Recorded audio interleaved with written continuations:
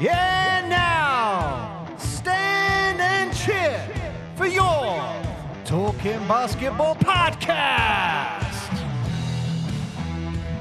Welcome back to this episode. This is the second part of a doubleheader.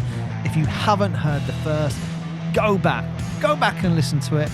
If you can't be bothered, that's all right. Just keep listening to this one, and hopefully you enjoy it. And don't forget, like and subscribe. I hate it when people say that. So look, we now got former guest back on the show, and Ryan Payne. For those who don't know, actually I think I talked about it earlier, Ryan is a former Portsmouth pirate, Portsmouth smuggler, Solent Kestrel, Solent Star, pretty much. That's the short list, yeah. That's the short list. But what I just wanted to highlight, I don't know how you felt about it. There was a great moment that we witnessed of you on the court where you've got yourself, former Portsmouth player from 20 years ago, going up against Johnny Phillipson, current Portsmouth Force player, and you guys were being pretty physical with each other, and it was great to see. And it was, I don't want to say, it was just a great moment to watch.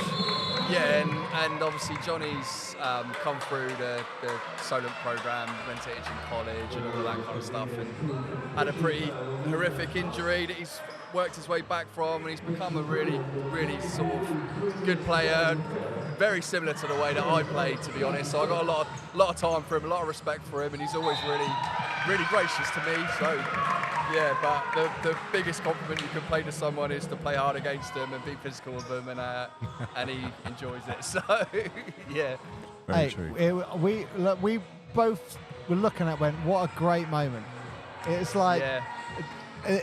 I wish I was not 9 months away from the game before that happened, but yeah, it was a nice moment. It didn't look like a 20-year gap though in National League basketball. I'm happy about that then. It was good, but it's one of the things that is great to see when you come to tournaments like this is you have the young guns, the young guys.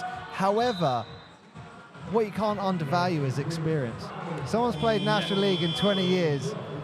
We particularly liked your drive inside the key and then you dished it off to someone to score just outside the key. That was a great moment. Yeah. So, the greatest thing about these kinds of tournaments when you've got like the age gaps, obviously our team's quite a bit older, me, Jax, and even some of the other guys are older than the majority of the people playing, but it's like the difference in style in play, and we're not used to having to chase out to the three-point line to everyone, and they're not used to us moving the ball around and finding open men and cutting to the basket. So it's really interesting.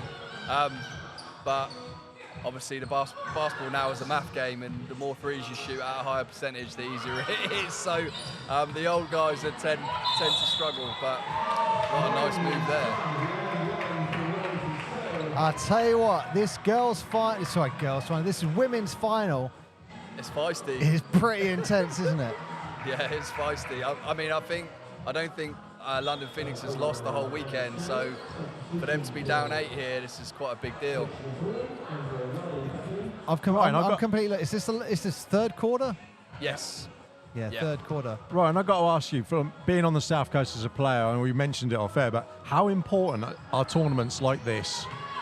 Oh, I think it's incredible what Jackson's doing with this tournament. I mean, I was obviously involved when I was, properly playing National League and different things, and you have to travel 4, 5, 6. I mean, I went to a tournament in Bradford, which is, Christ knows how far away it is to go and play in a tournament, to socialise around basketball with people that aren't necessarily from the area. It's incredible what he's done the last few years, and that's kind of, the Bradford tournament's kind of been Jackson's model for this one. So to have it on the South Coast in this venue, it's amazing. And it's great to be part of it because, it's a pretty prestigious event now. So yeah, it's cool. It's really cool what he's doing.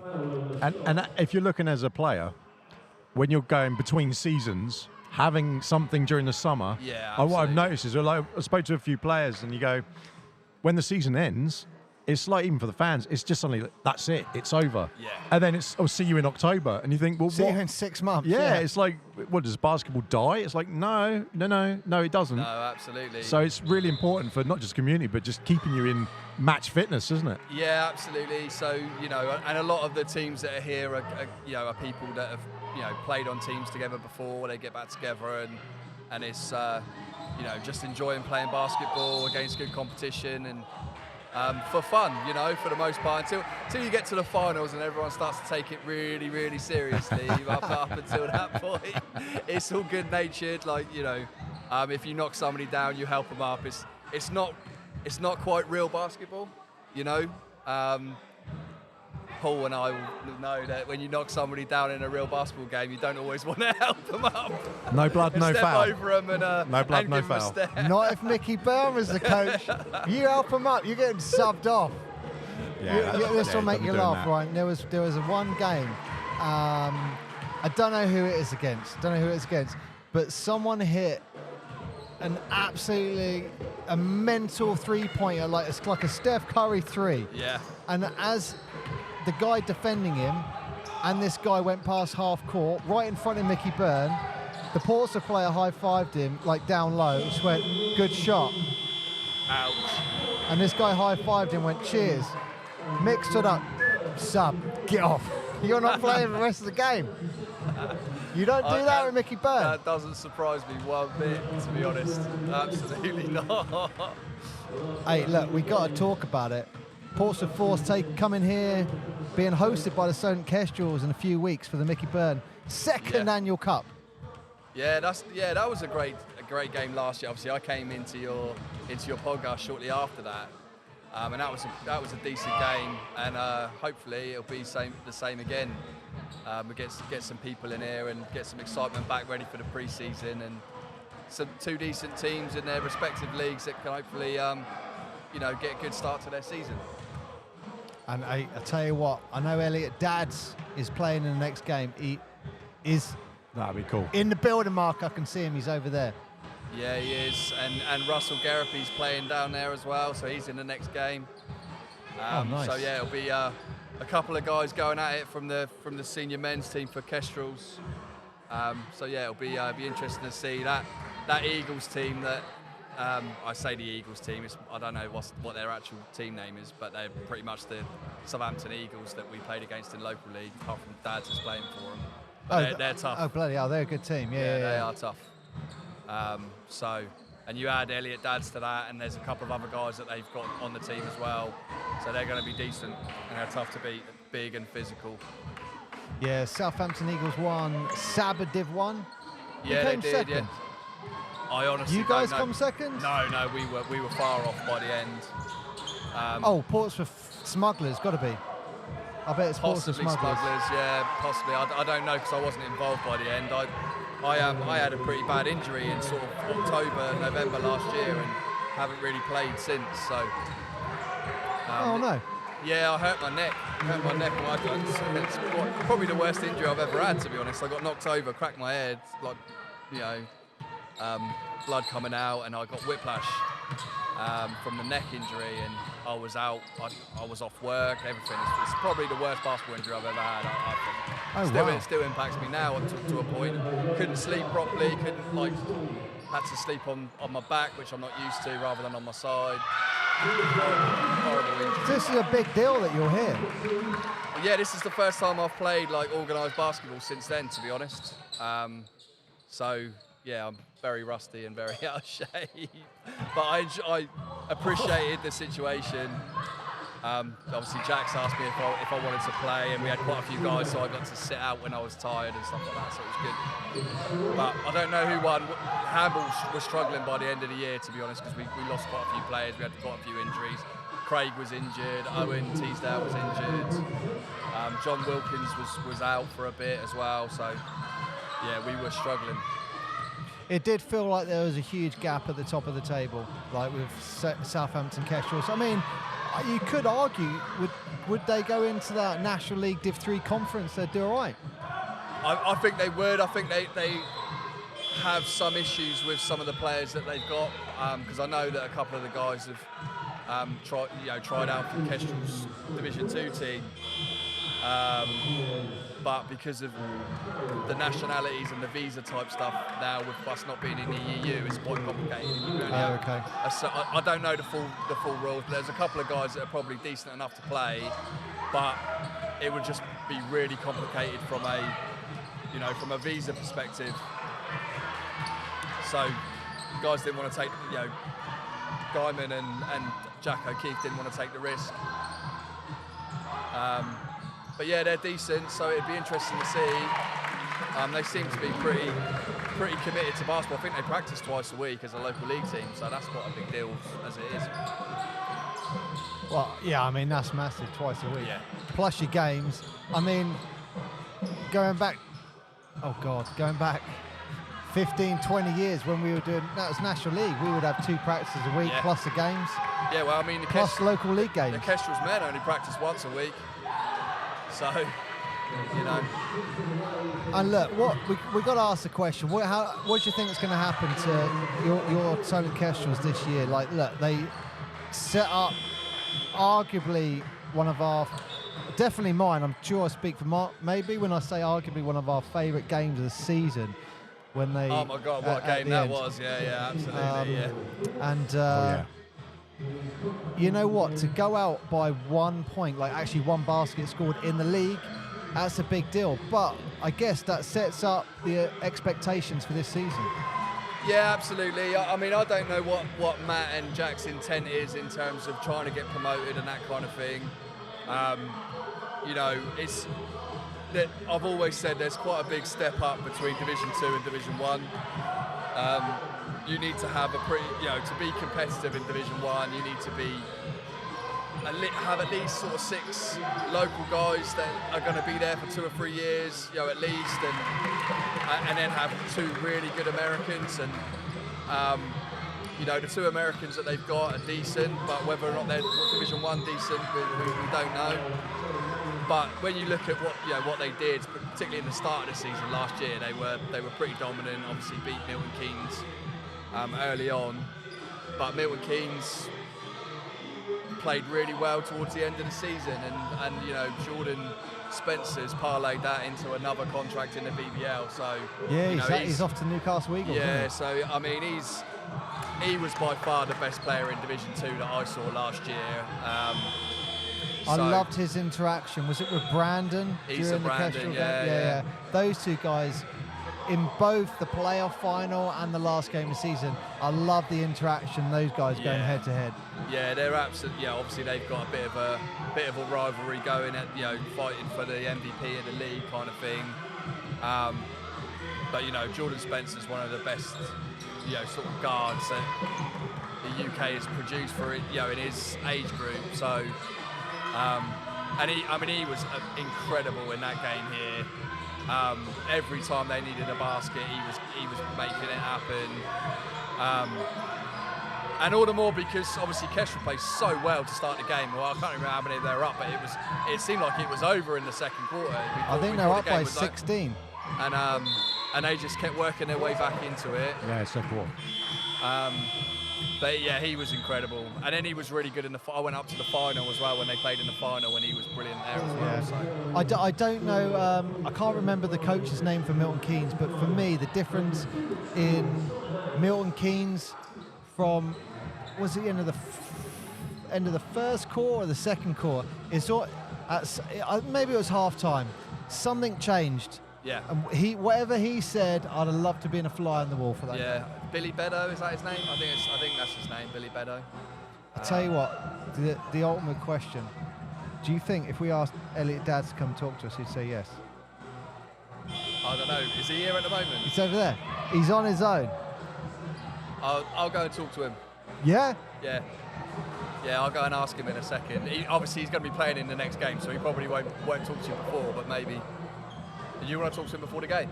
Yeah, like really quickly. Do you think he'll do it? Hold on a sec. All right. Wow, look, if anyone can do it, Ryan Payne can do it. He's going fishing for us. That's what we like. Go fishing, get some more people on. And you got to talk about, I'm sure our listeners can hear the volume of noise as we're talking to people in this in this facility. Yeah. It's loud in here, isn't it? Yeah. And it is the women's final. It's a proper atmosphere. It's a proper basketball atmosphere. I wouldn't say it's a summer league. Like this is the same as going to a basketball game. Yeah. It's brilliant. Holy crap, we got legend. Absolute legend coming over. Hang on a second.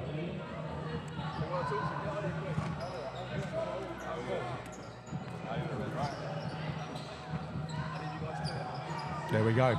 Thanks, Ryan. I tell you what, we have got the legend known as Elliot Dad's on the show. Elliot, how are you? I'm good, man. I'm good. I'm really good. Thank you very much. How are you? On the South Coast, your name precedes yourself, sir. Oh, thank you. That's a bit too much for me, but yeah, I really appreciate it. I tell you what, we talk about a lot of the history of basketball. You go back to the Solent Stars days, and you got legends like Colin Irish, Alan Cunningham, and you go to more modern times, 20 years ago, you got Ryan Payne, Steve Nelson, all those guys. You come to nowadays, and the name on everyone's lips is Elliot Dad's. An absolute leader in the Kestrels era for basketball. Oh, no, thank you so much. That means a lot. It's really humbling that. To hear that. Well, it was a pleasure watching you last season. And, and we especially the Milton Keynes game, or the game here and the game in the playoff. I mean, how intense was that game? It was like, especially I'd say the one here was the most intense one. The one in the final, they just ran us off the floor. It was kind of, it wasn't as close. But the one here, it was like, so much was riding on that game. Promotion to the Div 1 League Championship, and it was like the last game of the season. You couldn't write it better. And it came down to the last shot. So yeah, it was a really fun game to play in. Like, I know a few of the guys on the other team, so it was good to battle out with them. Yeah. Hey, the interaction between you and the Milton Keynes players, I think it was Brandon as well. He was going up against Jordan Spencer quite a bit as well. Those interactions, just for the neutral, well, I don't know if we'd say, were we neutral? I'm not sure if we were neutral or not, but yeah, I'm not sure about that one. But it was just, like we said, we actually think that game on this court against the Milton Keynes was the best game we've seen this season. Yeah, it was. Like National League. Oh, it was Easily. unbelievable. Easily. That was unbelievable game. We came out firing, then they got back into it, and then it was just like blow for blow, for 40 minutes. And it did come down. I think it was it Ash Briggs down low with that post move. Yeah. But we were wondering, is Elliot Dad's going to take? Is this going to pop back out to Elliot Dad's for the three? Well, but it's one of those questions we'll never know the answer to. But it's just how it went down. I've seen Ash make that shot so many times, and it was just one of those things. It was in and out. He got the putback as well, but time ran out, and he took it harder than anyone. But we'd go to him 9 times out of 10 again. So yeah, it's just how it went down. Millimeters. Yeah, millimeters. That's all it came down to. It was a great crowd. It was a great atmosphere. It was one of the most enjoyable games that I've played, for sure. And I want to say, probably that game, I know the Solent Kestrels won Best Game Day Experience from BE. I think that game definitely probably contributed towards that. I would assume so. I mean, it was like packed out in here. The whole bottom crowd was sold out. The people on the ends, it was awesome. It's just great to see that in the community. What next for Elliot Dad's and the Solent Kestrels? Well, for me, I'm calling it a day. Yeah. I've heard the rumor. Yeah. I didn't want to say. I didn't want to say it just in case. What? So is this your last season, or was last year your last season? Last year was my last season. No. So, yeah. I saw the post. Yeah. It's out there now. It's in the wild. Is it? Yeah. Oh no. Decided to call it a day. Does that mean there's going to be a jersey up here? We might get number There's got to be a 7. jersey up here. Everyone's been saying that, but I'd rather just come and support the guys. Maybe someone else turns up and wears number 7. You ever thought of going into coaching? Potentially in the future. I think at the moment I'm just looking forward to having a break and just put my feet up for a bit. We'll see what the future holds. But I think so. You know what? That's really interesting you say that. I don't think people realise the impact that this sport has on your body.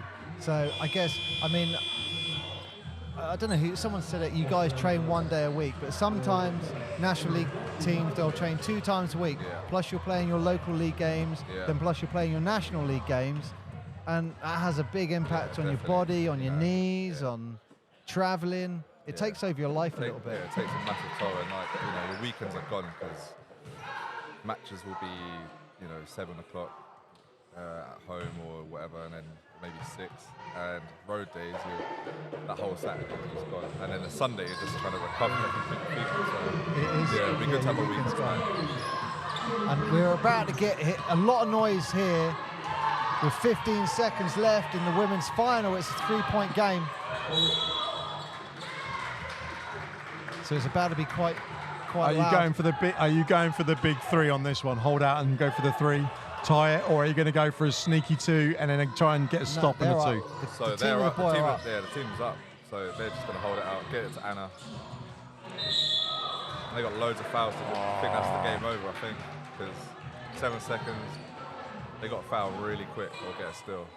You know, it's great to see in some of the ladies here, some of the players I remember coaching or reffing from like 15 years ago when they were like National League under 16s, under 18s. So it's nice to see. It's great to see people still playing the game, stuff like that. Yeah, no, it's a great event that Jack's puts on. You know, it's like community coming together, people from out of town coming down and just enjoying basketball for the weekend, and it's so good to see. I know years ago there was a Bradford tournament up in Bradford, and it's similar to this, which I think is where he got the inspiration from. And they stopped doing it, so then he was like, "Nah, we need something in the summer." So it's really good to see. It sounds really weird me talking about you in the third person in front of you, but is Elliot Dad's going to be playing local league now, or are you just going to rest completely from basketball? At the moment, I'm just like, it was quite recent that I made the decision to not play. At the moment, I'm just feet up, try and enjoy my life a little bit, and then I might lace him up towards Christmas or something. I work with Jack, so he's always nagging me to come and play for him. So I'll see how long I can hold out. Okay. Well, look, he's giving nothing away. I know he's giving nothing away. Not playing at the moment. It's a long drive, but if you ever want to play for the Portsmouth Fury, just let me know. I'll bear that in mind. No as well. problem. You have a handful of teams calling for you. No, you know what? I can appreciate that. Like you know, it does take a big toll. Is that the end of the game? 4 seconds left. Oh, it's a timeout. Yeah. So, how did Matt take it when you told him? You know, he took it very well. He's always supportive, isn't he? He's such a great guy. Like he supported me since I was number 15, and he knew it was a big decision for me to make. So obviously he would have liked me to play, but you know, it's one of those things that he understood and allowed me to do. Excellent. As far as the Solent Kestrels and their upcoming season, what do you think we can expect from them? I mean, they've still got players like Garrity, who was an absolute workhorse, and you know, Ash Briggs. I love Ash Briggs. I love the physical players down low. Yeah. What do you think we can expect to see from Solent Kestrels next year? It's going to be electric. I know that. I know a few of the players they're bringing in as well. I'm not going to say any names because it'll be a nice surprise for people out there. Oh, nice. But yeah, it's going to be electric, and they're going to have a lot of talent this year. And I just see them sort of carrying on with what they did last season. It'll be exciting to watch. Well, there you go. Look, the women's final has just finished now. I'm sure you can hear that noise. Someone won. The Carolina Blue Classics team won. And look, Elliot Dadds has got the men's final coming up. So look, Elliot, I don't want to take any more time. I don't want this to affect your game. But look, it's great to finally meet you. And look, we really appreciate watching your basketball National League over the last couple of years. It's been a pleasure to watch you play. Yeah, thank you so much. That honestly means so much to me to hear. Really appreciate it. Brilliant. Thanks, Elliot. Thank Gonna you. come on the show sometime. Yeah, definitely. Oh, you got an open Yeah, for invitation. sure. Hey, just let me We've got Whenever an you open want. invitation. Let me know whenever and I'll come down. Amazing. Cheers, guys. Mark, we had Elliot Dad's on the show That's there. very cool. That is very cool. Didn't give anything away about his next steps, but we'll see. No, look, and you got to appreciate that from, like I just said, from a basketball perspective. It's like, look, you just want to let your body breathe a little bit. It's, I think a lot of the times it's knees, players' knees. It's like, oh, my knees just killing me. It's just like, especially the older you get, it's just, your body 100%. is just telling you to stop. And 100%. Especially as well, like when you're like, not only when you've been playing so long, but you've been doing it with the same team. There's that familiarity. There's kind of, I guess it's what it's like for, it's going to sound silly, but you talk about the Kobe's, the Steph Curry's and stuff, all of those sort of things. They were with one team in one venue, working for the same people, managers, everyone around them. At some point you have to step away, don't you? And when you step away from that, it's like, oh, you're going to go more somewhere else. It's like, no, that was my experience. That's how I want to keep it. yeah, definitely. And You don't want to sully it. yeah, no, like I said, I can appreciate that. Oh, I'll tell you what, let me get this guy on the show. Get Big Tom. He's not having it. Hey, Tom, how you doing? Yeah, we're live on the podcast. You're just playing. You've just won next door. I'm talking Tom Kovas. Amazing. Congrats, Tom. That's the awesome. saviour of teeth. Absolute legend. The saviour of teeth. The saviour of I like teeth. that. He, I don't know if you can hear him saying no, he didn't want to come on. I get that sometimes people don't want to talk. There's a few people today I've been trying to get on and camera shy. No, microphone shy. It's always good as well because like the taller they get, the more shy they are. It's like, oh, you're 7 foot. Yeah. Oh, don't put me in front of a mic. It's like, what are you afraid of? You're 7 foot tall. Yeah. Mice? I don't know. But I love the way they've done it. You win your game, and they're announcing first and second place in the women's tournament. Oh, they're picking up their trophies. Yeah.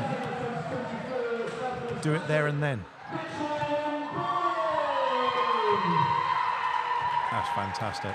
The winners coming up and getting their awards, coached by Southampton coach Vicky Milner. I'm not going to go. Legend.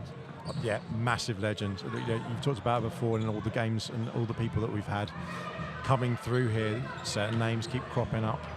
It's all about a large community, and yeah, we're based in Portsmouth. We're down here in Southampton. The fact that we know who all these people are, it speaks volumes for them because they're throughout. They're ubiquitous, some would say, such as Elliot. The players, they translate across. I love. What have you spotted? Fan interaction, getting some photos from the winning team. Oh, amazing. I love that. I didn't see it. I love that too. I didn't see it. That's fantastic. Do you know, what's really good is that not only is this really good in terms of sporting, just watching it. Jesus, Mark. I'm just watching some of these some of these guys warm up. Yeah, this is going to be this is National League Div 2 standard here. That's yeah. Sorry, that totally threw my focus there from them.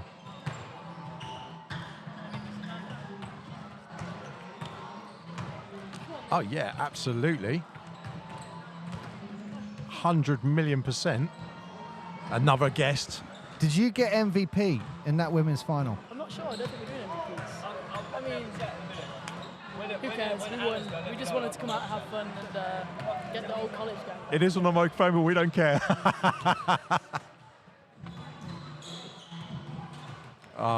So we're just getting ready for this The big man said he's going to come over and have a chat once Anne's finished. men's... The what? Yes! We're just getting ready for this men's final, but we have with us Summer Classics. No, what was it? Summer League MVP Anna Neverson, Mark. We watched her bang in from beyond the arc. Yeah, that was in ridiculous. the final. That was literally, as soon as you came on, I was like, I recognise there's going to be some 3 points going on here. That was ridiculous in the Summer League. Absolutely ridiculous. They were hammers. Yeah, that was, I want to say 34 points you got in the final, was it? It's something like that. I have no idea. Summer League, I always blow hot and cold. Somehow, I come home for Summer League and I turn into the worst basketball player that has graced the face of the earth. And I had some days where I'd score 2 points, and then like the week after I went off for like 34. So it's summer, it's a bit of fun, but it is good fun. It was great to watch that final in particular because I think, Mark, I want to say, I remember commentating and saying you're 4 for 4 from beyond the arc. Right. I remember early on in the game, and then you had, I'm trying to remember the other lady's name. She then hit 2 threes, and it was like, man, we got 2 Steph Currys on the court. They would, oh no, Her name number will 9, come number to me. 7, I want to say. But literally, it was like, Lily Blunt. Lily Blunt, that's it. Yeah, there we Because go. it was like, hang on a minute. So how are they going to guard you? Because it's like, well, they're not going to give you the ball. They're not going to give her the ball. It's like, okay. That was tough. It's always good fun. It reminds me of college days where, I mean, all 3 years I was at Itchin. There was me, Erin Caldwell, who just played in that final, and Faye and Dean. And no one could guard us because if you can't stop all 3 people. Yeah. And if you stop one, there's still 2 people going off. And if you stop, and then we have a great supporting cast around us that would clear up our dirty work. And we had a good team back then. So that was hard to commentate the game because we were just watching the game. And we were really enjoying it. And they were like, oh no, we're supposed to be speaking at the same time. It was And tough. that's the testament, isn't it? If it's a good game and you just get into it and you're like, I'm a fan of basketball, I'm watching the game, and you go, oh, and we're supposed to be talking and commentating at the same time. But when you got players like Anna, it makes it easier because it's It like, does, 100%. never sell for free, yeah, it's good. You know something's going to happen. It added character to the game. That's what I like. But yes, you definitely stood out for us the final on that one. But look, can I just ask you, your time at Itchen, how did you find that? Because it's arguably one of the best academies set up in the UK. Itchin's second home. It is home. So I'm from the north of England. I'm from Yorkshire. Oh, okay. So I moved down here 4 years ago now. So I did 3 years. I moved down here halfway through my first year at Itchen. Played WBL in that weird summer showcase year where COVID, there wasn't quite anything going on. And then 2 years of proper WBL. I mean, my first year, that's that team that was on the court now, plus a few others. It's just a great place to be. Like, I can't speak highly of the program enough in terms of the school is great. I loved being at Itchen College. My academics worked out perfectly. It's laid back. I get my own time. I'm autonomous at college. And then you just go and play for a coach like Vicky, and like we all call her Mum because she is like our mum. Like you can play for a coach like her, and it's just so personable. And we just had a great time, and we did so much. So in that first year, if there was a league, we probably could have won. But it was COVID, so who knows. Second year, we took a bit. We had a very new team, very young team. And then our third year was the year we went huge with D1 as well. So in 1 year, we end up winning, having a little bit of a cup run. We lost to Sheffield in the cup. And then we won the D1 league. We won the D1 playoffs. We made playoffs for the first time as an academy, for the first time in Itchen history. We went to Nottingham, and we were 4th seed, they were 1st seed. We beat them by 20, 30 points. Oh, wow. And we made a run to the WBL final. And for a small college, like, we all call ourselves the middle-class white girls from the South Coast. Like, we're just this little group of girls that didn't really have nothing about us, and then suddenly Itchen's on the map, and next year they're going to have a bigger team. There's going to be something like 15 of them. And in my first year, there was 8. Oh, wow. So if someone was injured, everyone else is gassed for the rest of the day because all we're doing is running around. So I can't speak highly enough of the program. It really like made me into a better human, made me into a better player, and gave me the opportunity to go and play in the States, which is what I'm doing now. Wow, that's it. Where are you going in the States? So I've just finished my freshman year. I'm going back next week. I leave a week yesterday. I play for the University of Alaska Fairbanks. So I'm at a Division II school up in Alaska, so off the side of Canada. Division 2, the GNAC. Great conference, great school, good fun, amazing. free education. Wow. What Travel a the great world. opportunity That's is. amazing. Great fun. Congrats. Thanks. So cool. What a great opportunity that is. That's and how long are you out there for? 4 years, so I've got another 3 years after this. Oh, wow. Yeah, so, I mean, using basketball as a way to get myself an education. When I started playing basketball, I was at 5-star and Red Star camps up in Leeds. That's where I'm from, I'm up near there. And I used to be a camper, I now coach at that camp, and Annie Scanlon, who you were talking to earlier, she coaches at that camp. And I was told when I was 11 that I could use basketball as an avenue to get myself an education, and that's exactly what I've done. Whether I play after school, who knows, but I've got myself a degree, I'm traveling the world, I've got those stepping stones to move on to something bigger. So Brilliant. What a brilliant way. Great attitude. What a fantastic attitude. And that's amazing. That is an amazing opportunity. We honestly, I'd say that's something that we'd have dreamed of if we were kids.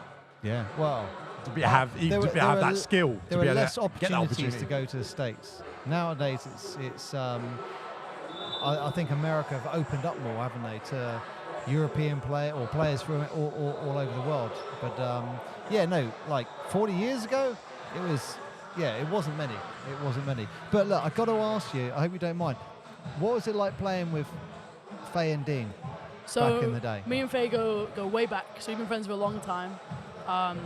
And she is one of my closest friends, and was through college. She was one of my closest friends through college, and I mean, she's a great basketball player.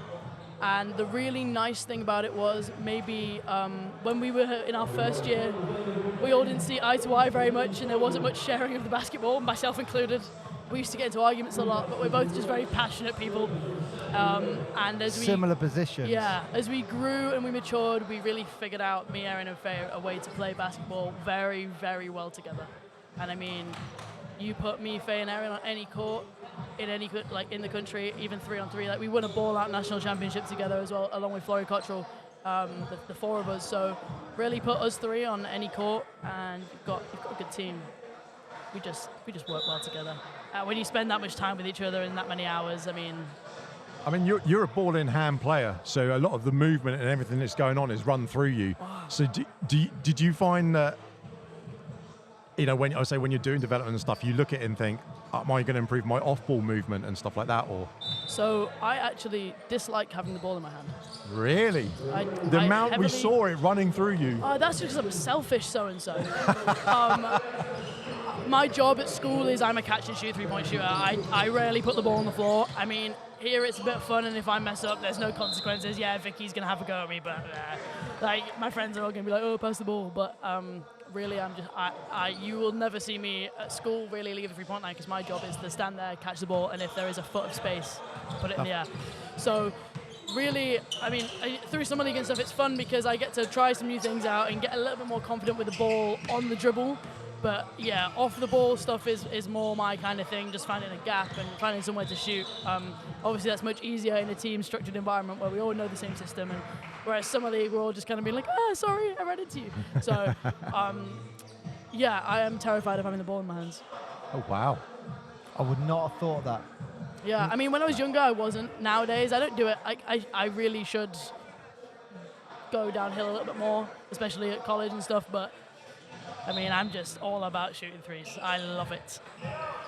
Well, look, that comes across because, I mean, like in that game, it was nuts. I remember the one stat, Mark, 4 for 4 in the first quarter. Yeah, that was unbelievable. That was. If I was literally on the other team, you're thinking we're just going to box, just not get the ball, get her away from the ball as far as we can. And they tried. It is fun because there was the final game we played against Winchester for summer league, and they were like, we're not going to let Anna catch the ball. I was like, when has that ever worked? Because at the end of the day, whether someone's right up in my grill or a foot off of me, I'm still going to shoot the ball because I'm selfish. So either way, the ball's going to go in the air, and hopefully it'll go in. But I think an important thing is like you get all the kids. When I first moved down here, I was similar, just running and gunning, and the kids would be like, "Whoa, he's so good." I mean, if I had a pound for every hour I spent shooting a basketball, I would be filthy rich. And Well, it's one of those things where it's like it's a bit of raw talent. But and that's why you are where you are, and that's why you go into Exactly. the States, because you put the time 100%. in. And A lot of time. look, I love that. And look, Anna, we will, not sounding creepy, keep an eye on you. Yeah, on please your do. career and see Hey, where it goes. YouTube, Alaska Nanuks basketball. It's a good fun. We're a young team on a bit of a rebuild. It's our coach's 3rd year, so we're just really looking to put Fairbanks on the map because we are in the middle of nowhere. There's nothing but moose and trees and mountains and a lot of snow. So, Nice. we're just trying to put Alaska Fairbanks on the map and have a bit of fun with it whilst we're doing it and travel the world a little bit. Hawaii for pre-season, so I can't really complain. Oh, bloody hell. All credit to you. All credit to you. That would be cool. Hawaii for pre-season.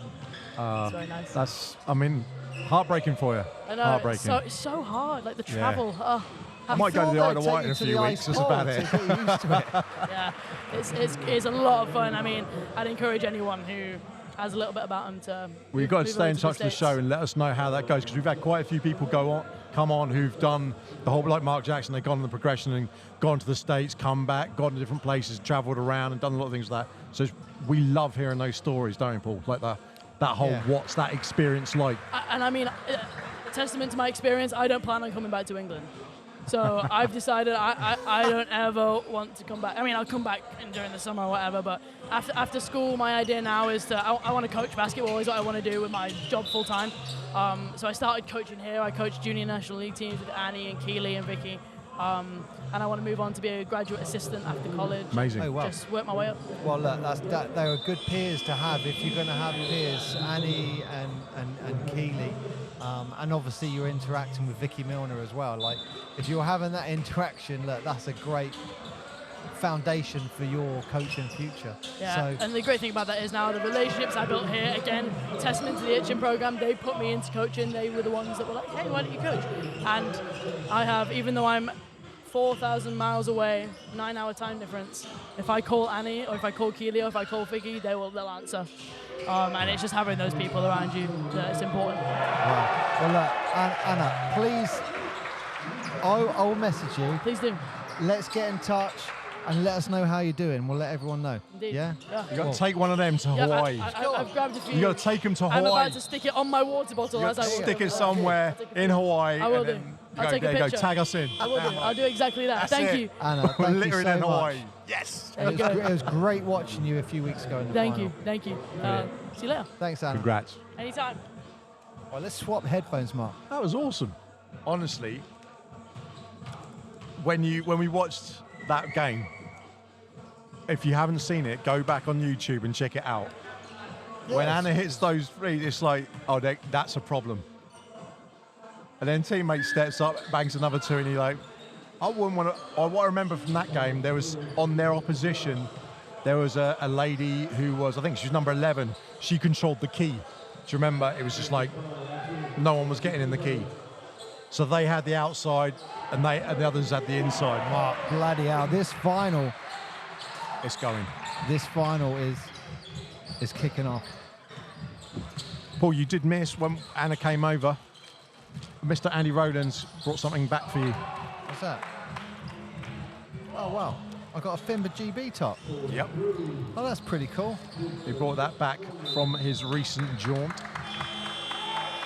And I only needed to get 4 teeth knocked out to get it. That's very cool. Where is Andy? I need to go and say thank you to him. I think he shut off. That's a shame. But they have been here all day. I mean, now it's like 4-ish.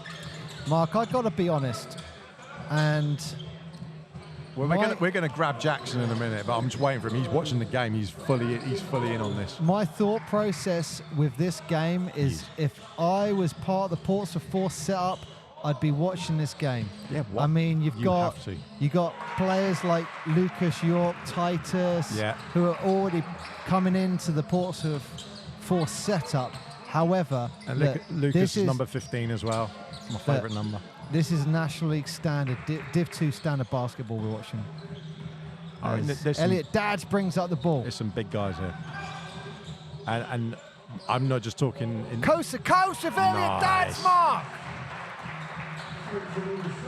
He makes it look so easy, and he's got tracky bottoms on. Like, he's making it look easy.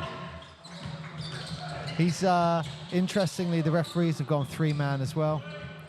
That should tell you what they consider the standard of this game. That they need 3 referees to manage this final.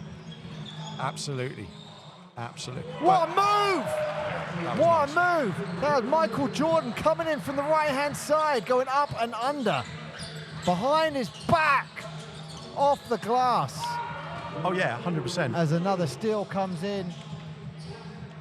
And it's definitely like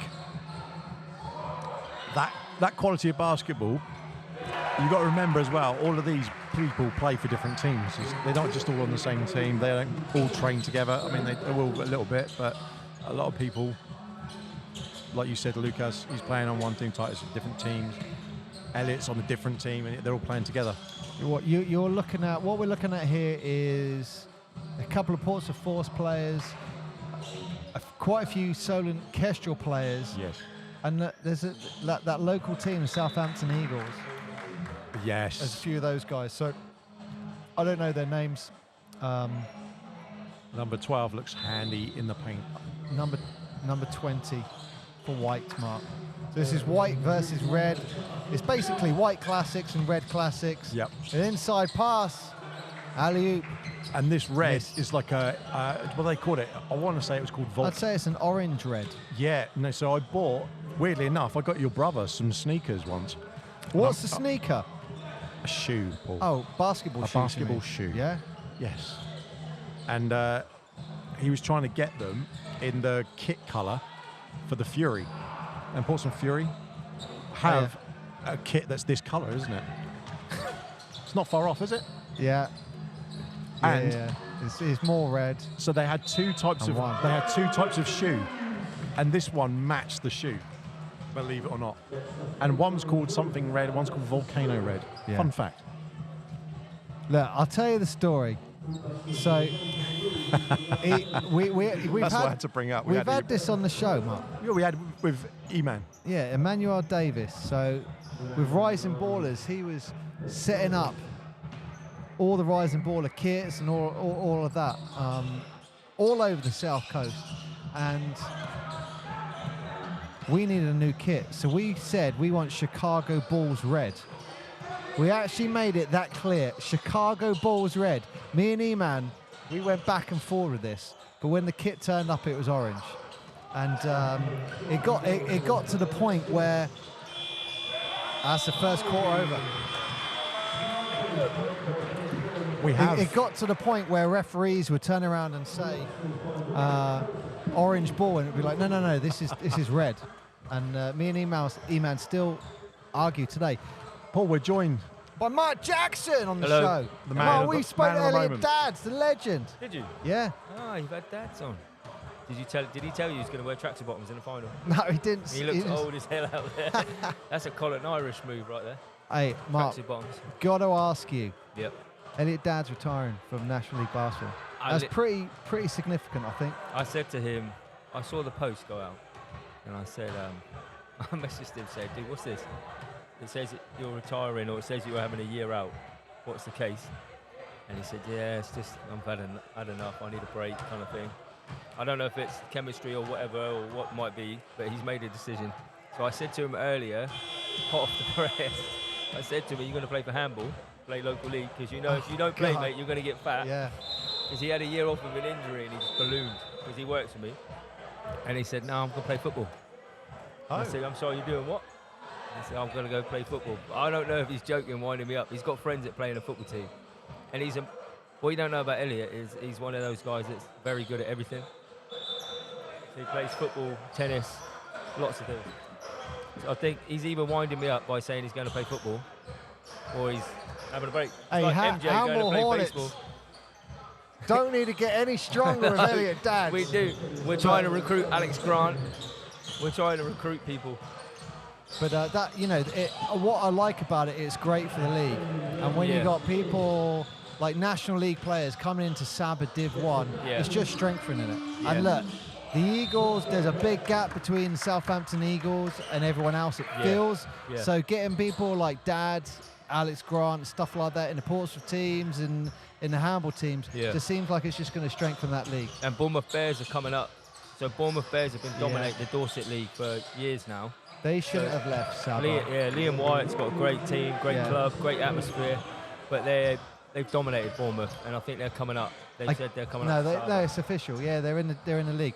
I get why they left though. Yeah, I do too. It's so for our listeners, you had a league which was dominated by the Portsmouth Smugglers. Yeah. And I think there was a ruling which said if you were brought up by that club, you could play for them. You could, and no matter, you could be an NBA player. You could play for them. So the Portsmouth set up, I think, local league, like I want to say it was like 9 National League players playing. Mickey Byrne I love Mickey Byrne, God bless him, but quite a few. He played that role. Like see you later, Anna.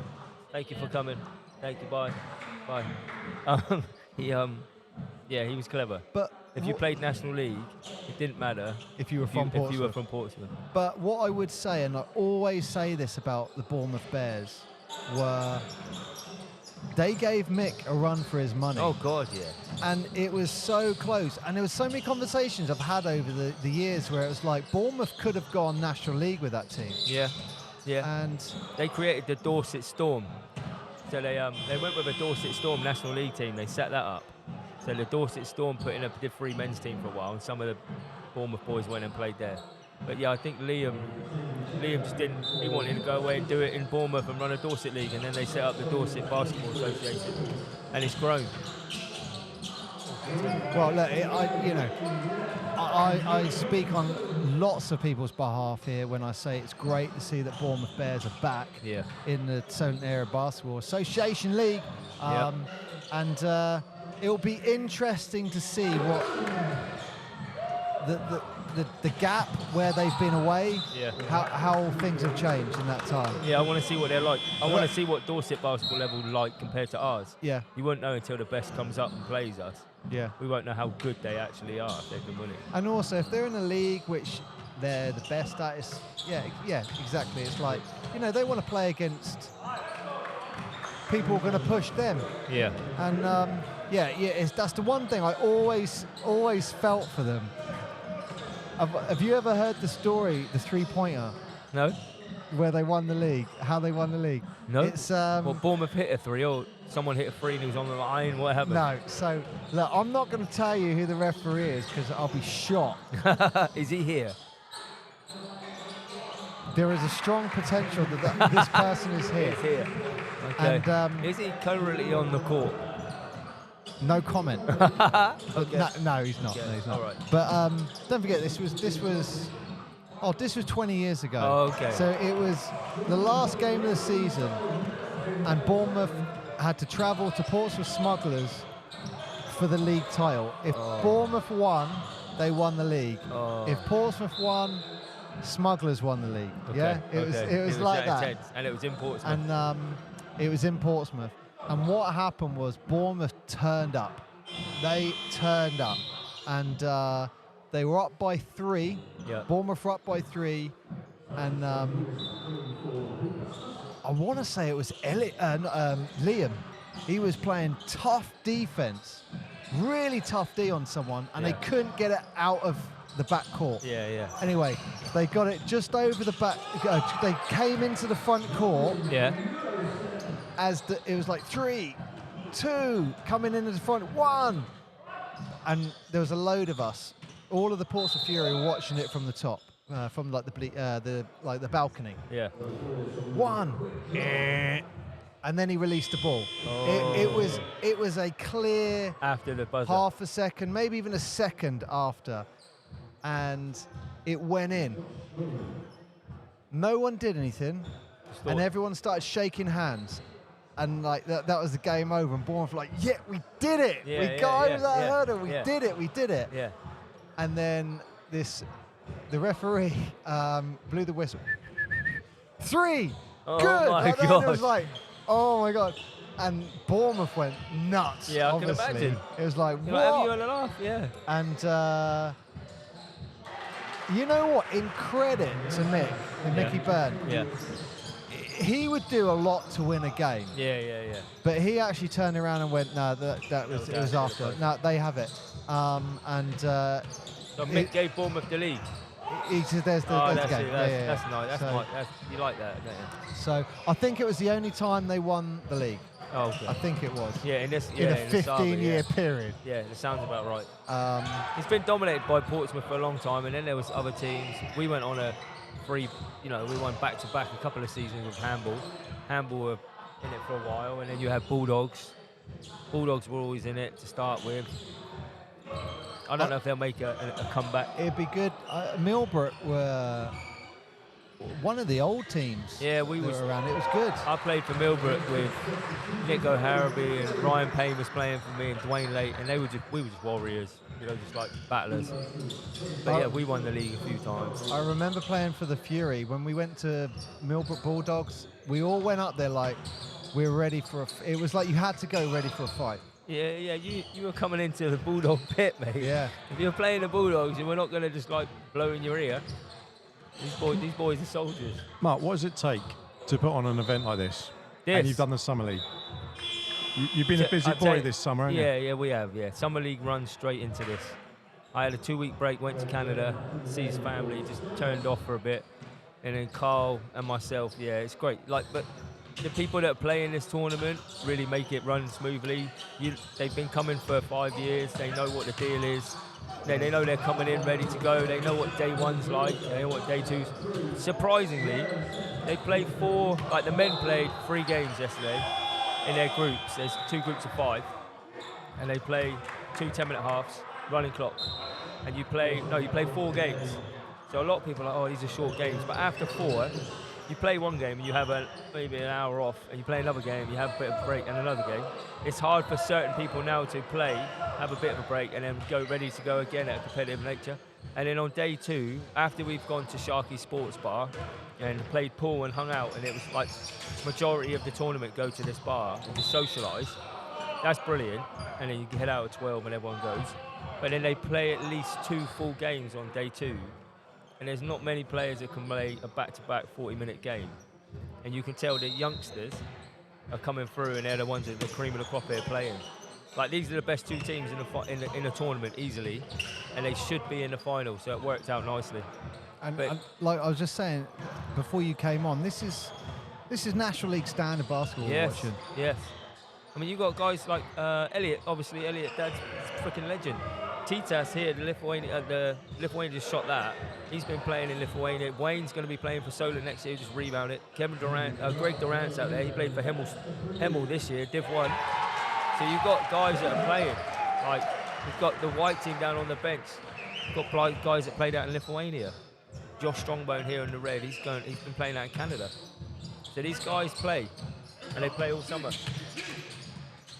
Oh, what a move! Oh. So G here, they just blocked that shot. He played for us at something locally, and he's the most athletic man. That's some defense right there. He meets people at the rim. He went up yesterday and he met some guy at the rim with 2 hands and just like pinned him.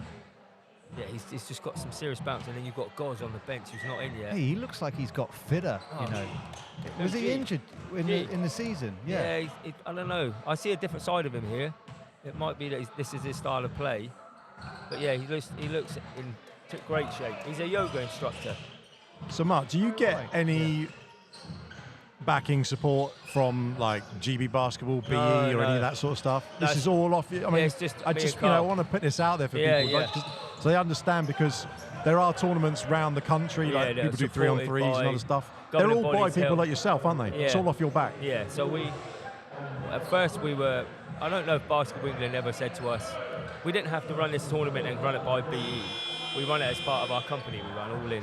And yeah, it's just us two. We don't have any investors. We have small sponsors like Sharky's our main sponsor. They're on the kit and they provide us with the evening entertainment. And then we've got small media sponsors for like £150. And we promote them on the live stream. This is the first year we've streamed both days live from 9 to 4.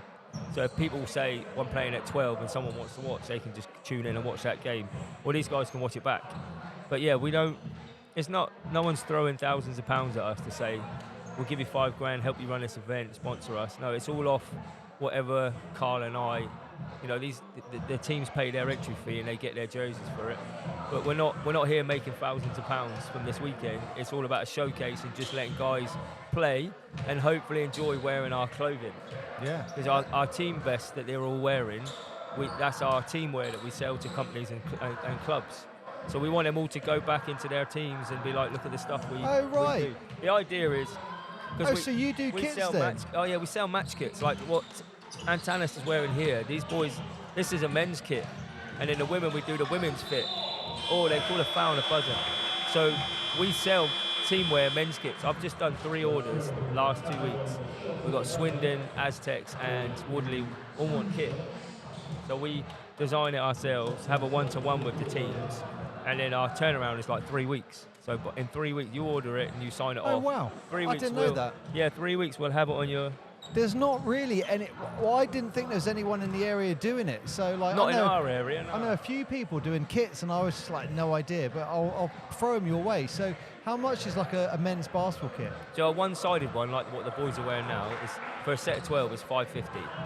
And then they can have their name, how many sponsors, they can have whatever on. It's all supplemented into the kit. And that's for a vest and shorts. So set of 12 is $5.50. And then you can have a reversible kit, which is more, but then it comes down to, you know, we like to negotiate. So if a team says, I've got four youth teams, we want all 4 kits, right, we'll give you a substantial discount. Oh, and if you buy a kit from us, if you buy something else within the next 6 months, you can have 20% off your kit. So yeah, we want to work with clubs.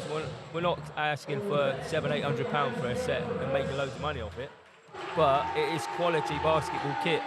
It's lightweight. The guys like playing in it. It's the same stuff they wear for Summer League. Yeah. Well, I'll pass your details to the Force if you want, because I know we go out and like buy 10 kits all the way up. Yeah, I know Rob. We had a chat with Rob Milner, and they've got a supplier that's within their budget. Perhaps some clubs might not be able to afford that, or they can find something cheaper. But we always say, like, I don't always think going for something cheaper is the best, because you never know the quality you're going to get. Plus, we give samples. So if a team says we want to buy a kit off you, what have you got? Not many companies will say, here's 5 vests and 5 shorts, we'll ship them to you. Try them on, take them to your players, see what you feel. Decide whether you like it or not, and then send it back. And then if you're good to go, then we do the design, we throw the order out. So it's kind of like try before you buy. Yeah, having a nice feeling kit. We've got a couple of jerseys hanging up in the studio now, and you just feel them. You feel that difference, and you go, as a player, you put one on, you go, I noticed that. Well, even as a supporter of a team, like that Newcastle Eagle jersey that I got, you feel the material on that. It feels really, really nice, doesn't it? We always joke. We're both doing that sometimes during podcasts, like feeling the jerseys and deciding which one's the best one. But you can definitely tell the difference between the divisions. Yeah. Like our goal would be essentially to one day you got the BBL teams needing kit. Like at the moment they're all sponsored by Kappa, aren't they? Where they get their kit from Kappa. Yeah. But we want them to be like, right, we'll just go to a UK-based company and kit out this BBL, and we'd like to supply them with that. That's the aspirations. Like we want to grow this tournament. We want to grow our team wear to be selling all over the place. You know, not just here in the UK, but in Europe as well.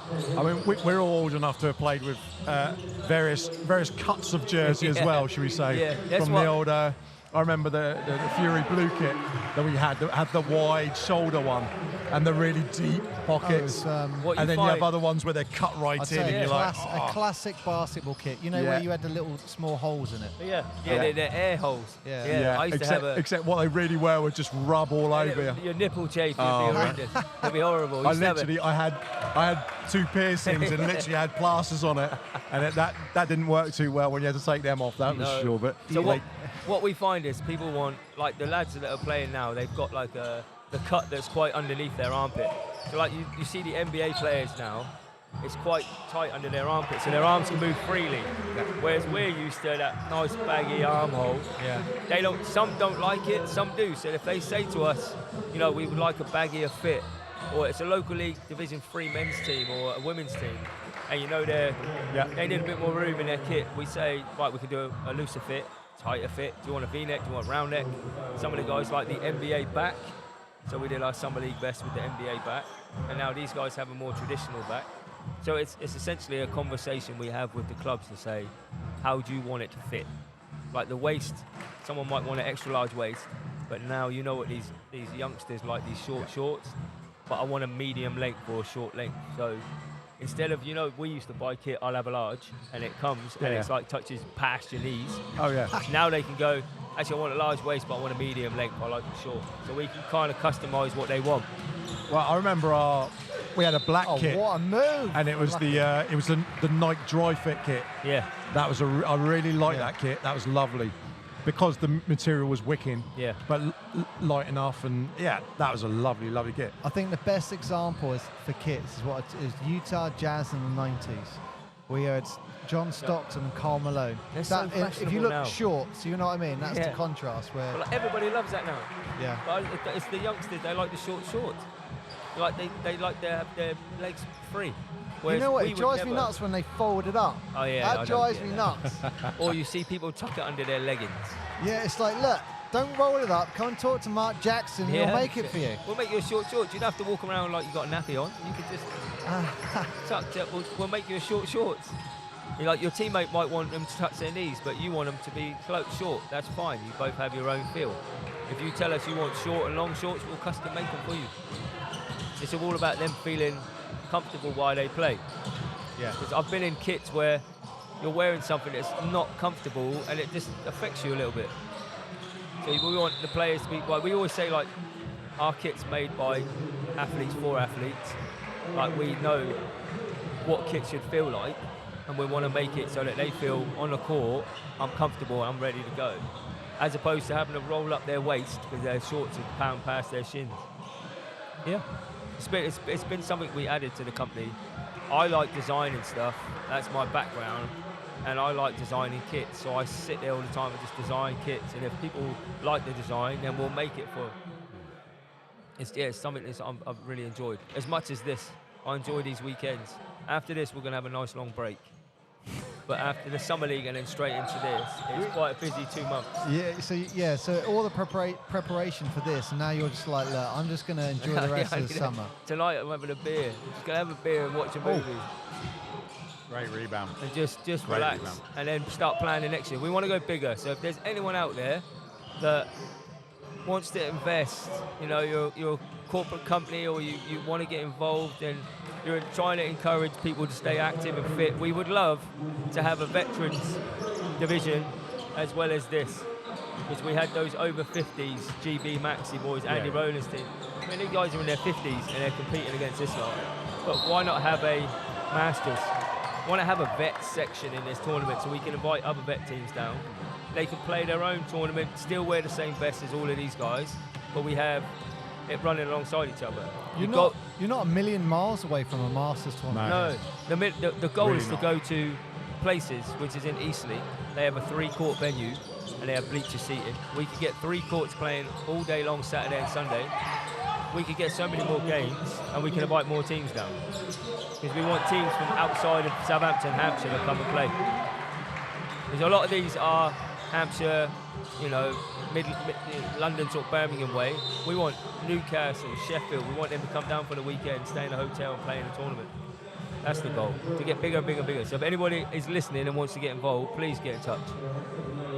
So Mark, where could this tournament go? What could you do with it? Nice. I've been to tournaments. We won't play you this snippet. You're I've been to tournaments when I've played at like Bradford. Bradford, we talked about when I think the last come. Legendary tournament, went for 30 years. They had 4 courts. They had 20 men's teams, 20 women's teams playing on 4 courts. It was based around university teams coming to play because the atmosphere was all about social. You played and then you went out and had drinks and then you played. I don't want it to go to that, but I don't see why we can't have 20 teams. We just need to find a venue that's near 4 courts and it could grow. But you need volunteers and people want to get involved and see the positivity it brings. Like the crowd, we had this many people for Summer League final. It just seems that, because we've said to people about, you finish the season, and it's like April, maybe May, and then it doesn't start again until October. Yeah. And for not only for players but for fans, it's just like basketball disappears. Yeah. So tournaments like this are so important to keep the players in, to keep them game fit, to keep people wanting to come to the games. Yeah. It's good for the communities. It's like a whole thing, isn't it? Yeah. Feels like there's like it's almost like there's a precursor for that should be a thing. Yeah. Like all the time. There's so many good 3-on-3 tournaments. Like you got Ball Out, exceptional 3-on-3 tournament. Like Julius Joseph's been running that for years. It's brilliant. Their final happens to be on the same weekend as us. So we lose sometimes players to that. Then you've got Bridport 3-on-3. Then you've got the GG 3-on-3. There's lots of 3-on-3 tournaments. It feels like the summer period is 3-on-3 period. And we're the only 5-on-5 summer tournament. And then we wanted to do it at the end of August so that these boys are about to start pre-season. And they're done this for a weekend and they're active and then they start pre-season. So this is like a pre-season run around, get in shape, and then we attack the season. I think what's quite interesting with a tournament like this is very easy on social media. There's lots of them out there promoting, say, 3-on-3 tournaments. Yeah. And in the same way, they're basketball, but they're their own thing. Yeah. They're and exciting. It's different games. There's a lifestyle culture aspect to a 3-on-3 tournament. Yeah, it's different. And it is a different game, sort of. It's exciting. It's fast. So they not only coexist, they complement each other, don't they? Yeah. You finish one 3-on-3 tournament, you're going to the next one. Like Big Mike Lewis that was here, the 7'4" guy. I don't know if he sat. I told him to come chat to you, but he's very. He don't want them. Enough people take photos of him every time he steps out the door, but he goes around and does the circuit. So he'll do the GG. He'll do Ball Out, then he'll play in Bridport, then there'll be another 3-on-3 somewhere.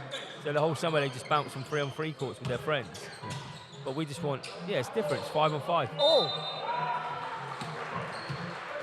Lucas York taking it into the key for the dunk, but it gets denied, but he gets a foul. Man, I'm telling it's you. so difficult. It's a 3-point game late in the third quarter. When you're watching a game and you're thinking, I'm supposed to be talking or I'm supposed to be doing something. We had it with the Summer League. We were watching those games and it was so good. Sometimes we're like, oh, we're commentating. We're supposed to. You just get sucked into it as a fan. You just get used to it. Yeah. The guys are outstanding, the players. You're going to get competitive players that might want to moan a little bit if they get bumped or they get fouled. I was moaning earlier because I got bumped and I didn't do anything. The one here. We were actually talking about it. Yeah. So but the referees, as much as we moan at the refs, oh, they didn't do this, they didn't do that. You can't do it without them. You can't run it without them. They're just, if they said, no, we don't want to ref this year, we wouldn't be able to run the tournament. So we're thankful to have the refs involved. But they get paid, the table officials get paid. No one's doing this voluntarily other than me and Carl. We don't want to take advantage of people. We've got a DJ this year that's doing things, playing his music, creating an atmosphere for everybody in the crowd. I think Chris has been playing non-stop.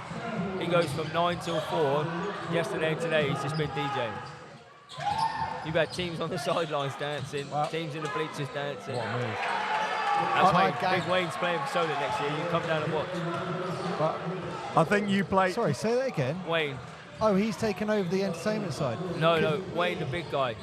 He's the big guy in the centre. He's playing for Solent next year. Oh, wow. Their team is... I've seen their team sheet. Their team's stacked. It's going to be a good year. Bar Elliott dads, they're going to be a very good team to watch next year. Do you think the team's strengthened since last year? Yes. From what I can tell, yes. Oh, he's going to... 5 years ago, Elliott dad's making that. 5 years ago, you making that. Yeah, that's right. Take them tracksuit bottoms off. So that's the end of the third quarter. That Mark, you pulled the old switcheroo when you came over here earlier. I tried and I missed it. When Mark came down here, they must have just discounted it thinking, oh, he's come over to talk to us or something, and then runs into the corner there. I was trying to be sneaky. Yeah, what happened with that shot, Mark? Do you remember? I got too excited because I was open. Didn't touch much, did it? I shot it, turned around thinking, oh, that was clever. Brick, airball. It's all right. That game was fun. Like we played a hard semi-final against this red team. They're in the final now.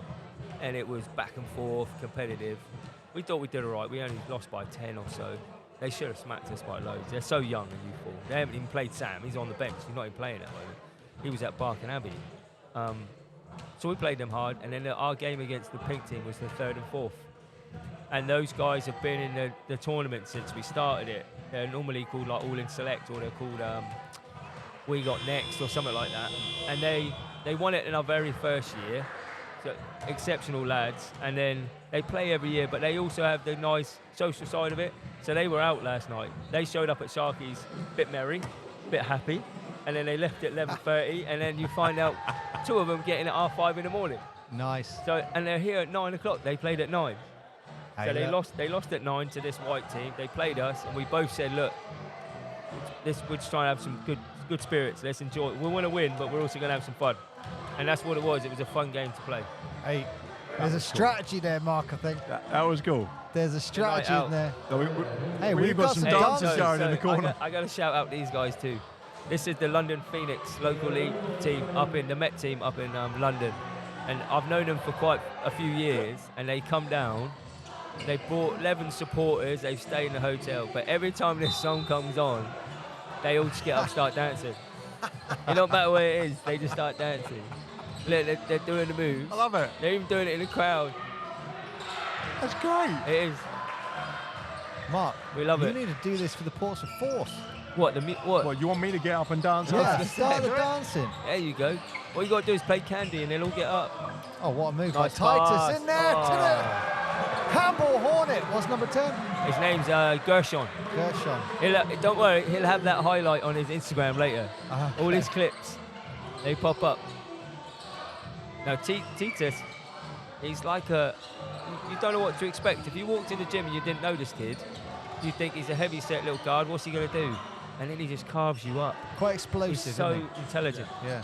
Intelligent young man. Played a year at Itchen, got the ball now. He's a good player and a nice kid. So, Mark, look, whilst we're on, we've got to ask you, how did Italy go? Oh, so GB Italy, yeah. So I think great experience again. Our group, we had a Spanish team in game 1 that ended up winning the whole thing. And it was, I don't know how to explain it. They had 4 guys over 6'7", 6'8". And there was 3s flying in from everywhere. So in the first quarter, or first half, I think it was, there was 6 threes. And it all come from like 4 different people, all shooting 3s from everywhere. So it was a tough start. We lost to Spain. And then we lost to Poland by 2. But then we ended up beating Switzerland, beating Poland again. And then the Italians, we lost by 2. That Carl, what's he doing? Carl was impressed with that play. Have the teams got names? Because we're just calling them White Classic and Red Classic. Yeah, so the white are Snipers of the South. No. Red Snipers of the South. That was their local league team too, the SOS. And then the white team are the Hoop Busters. Hoop Busters. Well, I think it's the Hoop Busters. The Hoop Busters are up right now. Just gone up by 7. Yeah. I mean, that was an explosive 2-minute start to the 4th quarter for the White Classics Hoops of the South. You say Hoops of the South? Hoop Busters. Hoop You've Busters. just combined both team names then, and you've actually created quite a cool name. Hoop Busters of the South. Italy was all right. I love the fact Paul sat right underneath the sign that says SouthCoast Classic. There you go. There you go. Get you in it. So you enjoyed your time over there? Yeah, good setup. It was much better than Malaga. The hotel, we had a bus pickup outside our door. As always, it's very competitive and tough. And then we played, I think we had 3 games in a row, back to back. So boys were beat, and then we had 2 days off and then played 2 more games. So 5 games in 7 days. For 50-year-olds, 48-year-olds, man, it takes its toll. In the last game, we did have 2 guys that pulled up. One of them pulled his groin, hamstrings, guys hobbling up the floor. It's a lot. And it was 34 degrees. And in their gyms, most of them didn't have air conditioning. It was just a hot gym. So yeah, it was good experience. How much does that affect the game? Because I guess It was the European teams, they're more used to that, right? the Italians and the Spanish, it was norm to them. We always had some issues with language barrier where you were trying to talk to a ref, but either they don't talk English or they just didn't want to hear from you. And I remember one ref said, "You say one more thing, I'm going to give you a technical." And I turned to one of my players and spoke to my player that was near the ref, and I was calling a match-up or something, and the ref just teed me up. And I'm like, what are you on about? And he's like, "I told you not to say anything again." I'm like, "I'm allowed. Why are you? I can't communicate with my team." So there was a bit of that, which was a bit annoying at times. But no, it's well run, well structured. competitive. Spain ended up winning it. And then our over 40s, the Wolfpack, they lost in the semi-final, unfortunately, to Italy. But they had a bunch of Italy ex-EuroLeague players. One of them had just finished playing with Real Madrid. Yeah, they're tough. I'll do it again. It's in Athens in 2 years' time. We're in Greece. Are you going to be going to the World Championships? No, I don't ever do 2 in a row. It's too much commitment. I don't want to give up all my summers every time there's a tournament. Well, get up, mate. Nice. This is a big 8-point lead.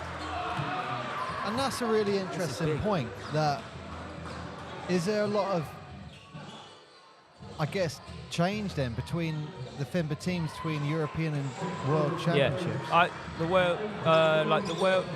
basically, in order for us to compete really well against Italy, Spain, this country or the governing bodies have to invest more. Like the Italians, they're funded by the Italian Basketball Federation. So their training, their facilities, their kit, everything's paid for. So Italy are funded completely by their governing body, even the Masters teams. And the Spanish are the same. So until we don't really get much funding from anybody or anybody's support, it's all funded by the players themselves. Yeah. It's hard to compete with guys that are training twice a month and funded and recruited, and they do the whole process. What's going on here? Oh, we're having a chat. I thought it was a tech. He's still playing the tunes. My son's dancing on the bass line. Look at him. Oh, he stopped now. Oh no, he's still dancing. He's still dancing. Go on, Liam.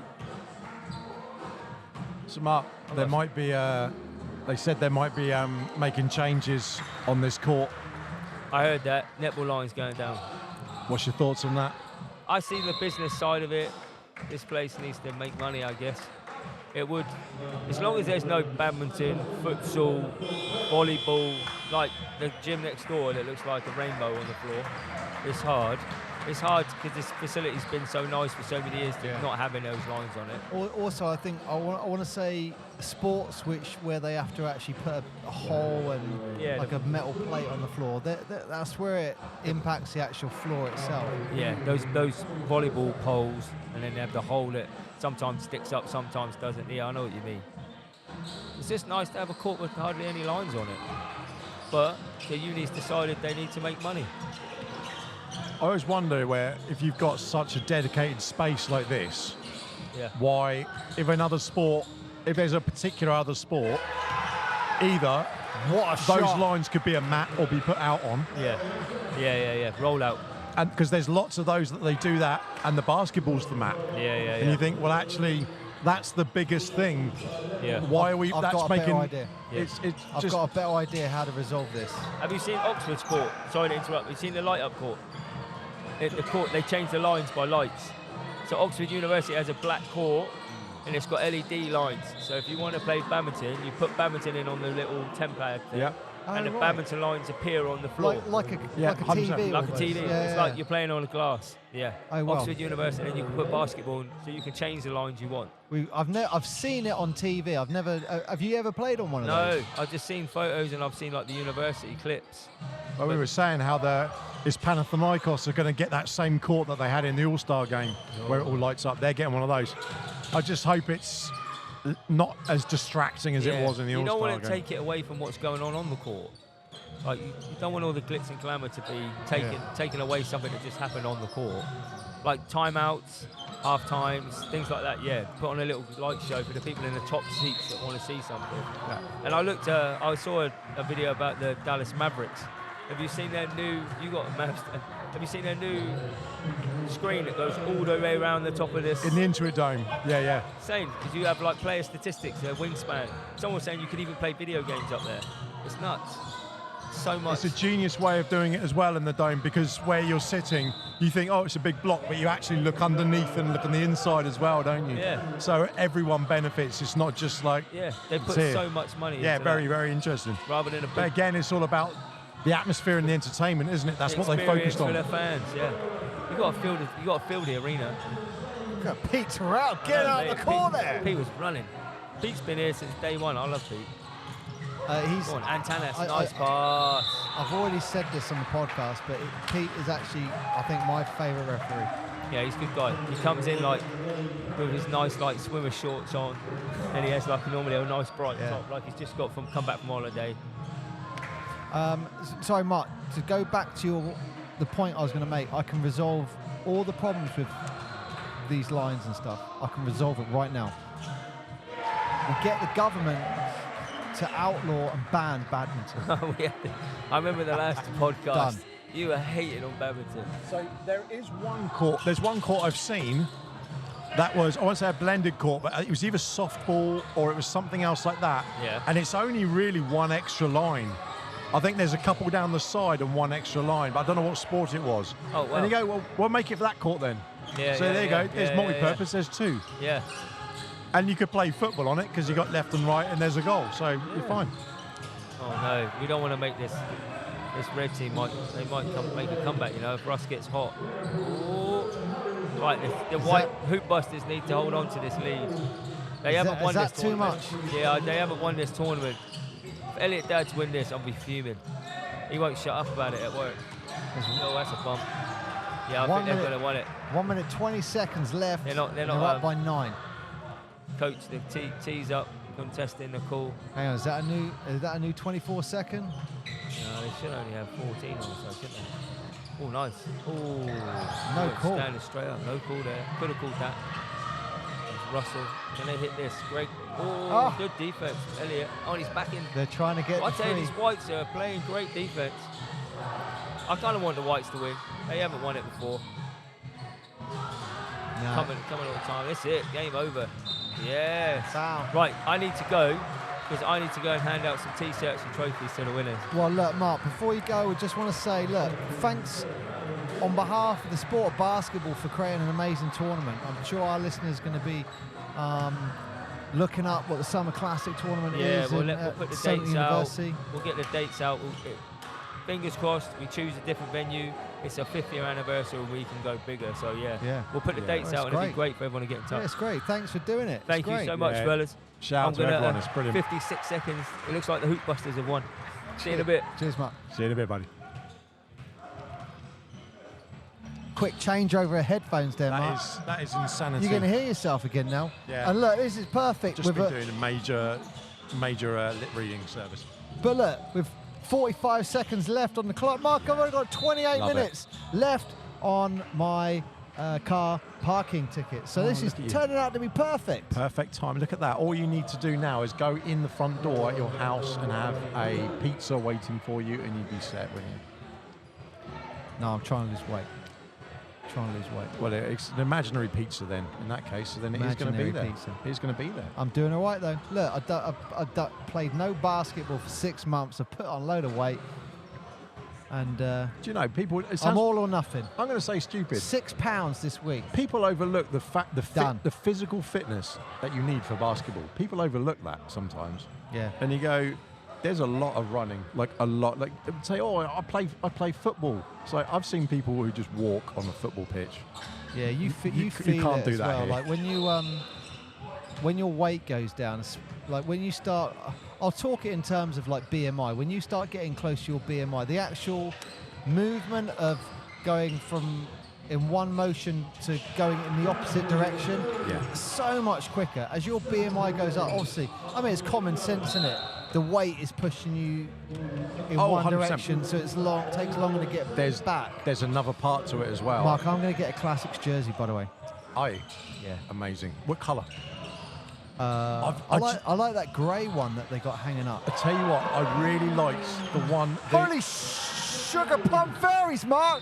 We're not looking at this in a 4-point game with 24 seconds left. I liked the ladies' kit they were just wearing, the light blue one, that Carolina blue. That looked really cool. It did. It looked really nice. It looked really good. Literally, it was the South Carolina Jordan sort of colour kit, wasn't it? I like Holy that. crap! Although Holy I like crap. this white kit as well. It looks really... It's like the Eagles kit, isn't it? I've forgotten it's the really names. like I'm going to say Newcastle White Eagles. Classics, Mark. Yeah. Look, White Classics, they're up by 4 points. Elliot Dads misses his first free throw. Elliot. You can see the frustration in his face. Elliot, there. when you come in the studio, He's disappointed with himself there. I'm disappointed with you, and we're going to talk about that free throw. Here's his second free throw. Misses the second free throw. He's going to think Red about Classics that tonight. flying up the court, 20 seconds left. There's the three. No good. White Classics have got the ball with Titus, and there is another foul. Russ Garapi just walking away, pulling his top up over his face, showing a little bit of the potential there that he's like, nah, game's over. He's having a little high five, like, yeah, it's good. That always look at that body language, because that, to me, that's the player going, the game's over. Yeah, you say that, but Steph was like that the first 3 quarters against Serbia. Then what happened? And we've got Titus on the line. Bang. Makes it. How crucial White is that Classics point? up by 5. How crucial is that point? He makes his second. 6. You got 15 seconds. You've made it a 6-point game now. You've stretched that lead. They can't come back from that. 15 surely. seconds. Well, Look, sensible decision by the coach. Unless- He's called a timeout. He's going to move the ball forward. 15 seconds. They're going to get a quick 3. That goes in. 2-point game. Let's see. all I'm saying is I haven't seen T-Mac out there, and on the basis that that's Mark, the only person who did that got crazy some turnaround. talent. Oh, we got Got some talent. talent. They got some talent. They got some, and that was the other thing I was going to say to you about you saying about physical fitness, running up and down. The thing you've got to mention with basketball is agility and stretching and being flexible. The way in which it's not just having to sprint, it's that you have to move like very quickly and change direction and speed and jump. All of those things. It's that agility and the flexibility. That's huge. A lot of these guys are doing yoga quite often. What episode are we on? 143 Hang on. this will be. How many of these players are doing yoga? Did you just say that? I guarantee it. I guarantee it. Even if they won't admit it themselves, they've got to be doing. It's even. Well, you know what they call it. I mean, a lot of people call it calisthenics, but it's not. It's essentially yoga. Stretching the limbs, doing all these proper stretches. A lot of the sports scientists are all about it now. What episode are we on, Mark? 143. Open your ears. Oh, sorry. So this is going to be a long one. You're going to do like a double episode. It's going to be. So this will be 143 and 144. So we're getting ever closer to that 150 when we'll be calling it time on season 1. Ah, damn. Russell Garapi catches the ball, steps out of bounds. Yeah. Meaning the White Classics have got the ball with 13.5 seconds left. They give it to Titus, a good, strong shooter. They're passing the ball around with Lucas York, giving it back to Titus. They're wasting the clock. The Red Classics aren't fouling, they're giving up. That's the game. Yeah. Fair Here enough. we go. We have new South Classics champion. Do you know what? I love the fact they've won a tournament and everyone, like, it means something to them that they've won the game. And it not only shows competitiveness, but how important these tournaments are to actually doing it in the community for basketball and everything. Well, Mark, I think that's... how long have we been in? We like 3 hours. And the rest, yeah. Is it? Well, if you're listening to this, Bless you. congratulations for making it to the end. Yeah. We do these shows every now and then, try to make it quite unique, try to give you a bit of realism into a basketball experience. I mean, Yeah, 100%. I don't know what you can hear as much of the background, but look, you got the music going, you got the supporters, you got the emotion of the players and stuff. I'm hoping it all comes through onto the podcast. 100%. If you're anywhere local, you near the South Coast, come down. You've got to come to one of these events. They're always good quality fun. And But more we've importantly, spoken to some great people today. yeah, there's great players, great talent. It's good sports. You know, it sounds really silly. You know, we bang on about it all the time. But the more people who come and watch it, the more people realise these events are on. And, you know, there are events like this that happen around the country. Go to one of your local ones, or if you're in a different country, go to listen to one of those. There's leagues all the time. A lot of people look at sports and often say, oh, the season is from then till then. And after that, what happens? It just goes into hibernation and no one sees it or hears about it. It's like basketball goes around all round the year. Same with football, same with all those other sports. Look at the summer leagues, look at your local leagues. As we're getting the second place champion. There we go. Presentation. Well, look, Mark, what do you want to say? to everyone who's made it to the end. Bless you. Bless you on getting this far. Thank you so much for listening. If you haven't listened to our episodes, go check them out. We've got 144 of those episodes out now, and we're going to be banging more as they come through. Thanks for listening. I have been Mark. I have been Paul, and you know what's fantastic is this court, because there's no badminton lines on it. Beautiful.